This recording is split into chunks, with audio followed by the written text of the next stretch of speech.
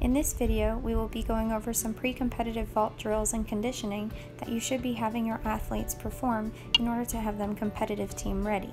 We will also focus on some of the corrections that we are giving our pre-competitive team athletes so that they understand proper body shaping for when they move up to competitive team. As your athlete performs the kick to handstand flat back, you should be correcting them on their foot position, making sure that their feet get together at the top of their handstand and that their head is in proper alignment, meaning that you cannot see their ears due to the fact that their arms should be beside them. As they fall into the flat back, you want to have your athlete hold their stomach tight so that they do not arch and let their feet hit before their back does. This athlete is really good at the flat back, but gets her head in line too late, and you'll notice that her feet are past vertical at the point when her head gets between her arms.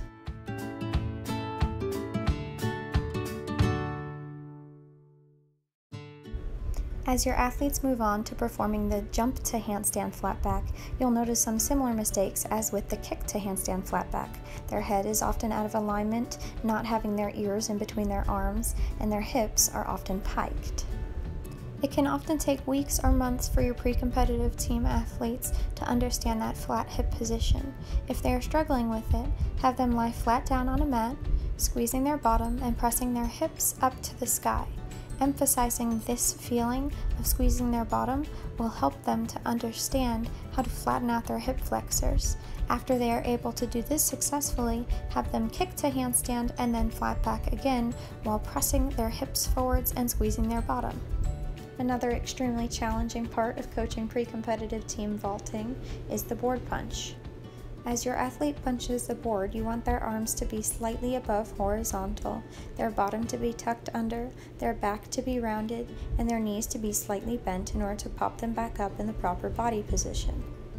Although this athlete's arms are slightly too low, she does do a great job of making sure that her knees are bent, her chest is up, and her head is in neutral position. Due to the difficulty of mastering this drill as a pre-competitive team athlete, we had one of our coaches perform it to show you how it is done properly. As a side station, you should always have your pre-competitive team athletes doing something fun that gets them to understand how to push through their legs, push through their toes, and also simultaneously move their arms in a backwards circling motion similar to the arm circle.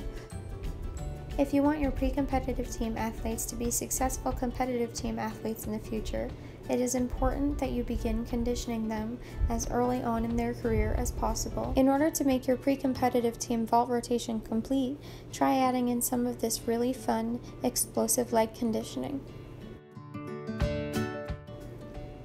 If you found these drills, corrections, and conditioning stations helpful for your pre-competitive team program, please follow us on our Instagram at Flight Athletic Academy or subscribe below.